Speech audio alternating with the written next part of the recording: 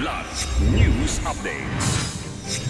Mga balita ngayon, 4 na dating rebelde sumuko sa Maguindanao del Sur. Nasawi sa landslide sa Cebu landfill, umakyat na sa ani. 31 nawawala. Ilang pagbabago sa Traslasyon 2027, pinag-aaralan ng Quiapo Church.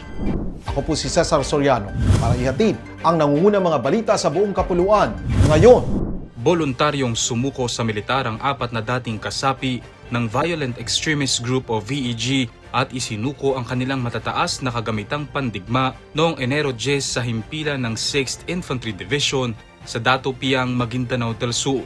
Formal silang iprinesenta kina Brigadier General Edgar Catu, Commander ng 601st Brigade, at Lieutenant Colonel Al Victor Berkeley, Commanding Officer ng 6IB.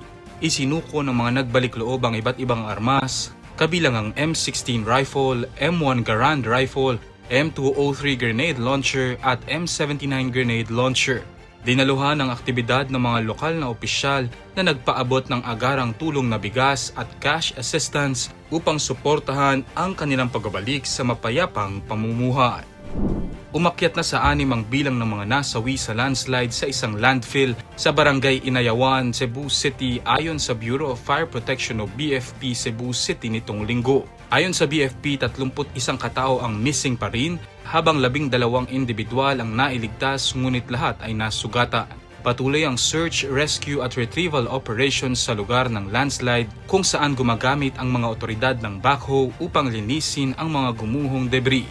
Isang 50 toneladang crane rin ang gagamitin para sa heavy lifting at mas mapabilis ang rescue operations. Tiniyak ng BFP Cebu City na nananatiling nakaalerto ang mga response team at gagawin ng lahat ng makakaya upang matagpuan ang mga nawawala. Naganap ang landslide sa waste management facility ng Prime Waste Solutions Cebu bandang alas 4 ng hapon noong Huwebes.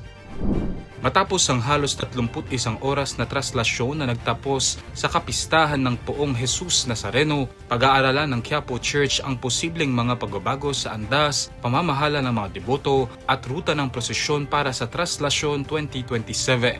Ayon kay Reverend Father Robert Arellano, Vicar ng Quiapo Church, magsasagawa ng masusing pagsusuri upang tukuyin ang mga aspetong kailangang pagbutihin, baguhin at palakasin sa mga susunod na pagdiriwa. Posible rin umanong baguhin ang disenyo ng andas at paraan ng crowd management, bagamat masyado pa umanong maaga para magbigay ng tiyak na detalye. Dagdag ni Arellano, sa ideal na sitwasyon, walang debotong dapat nauuna sa imahen ng Nazareno.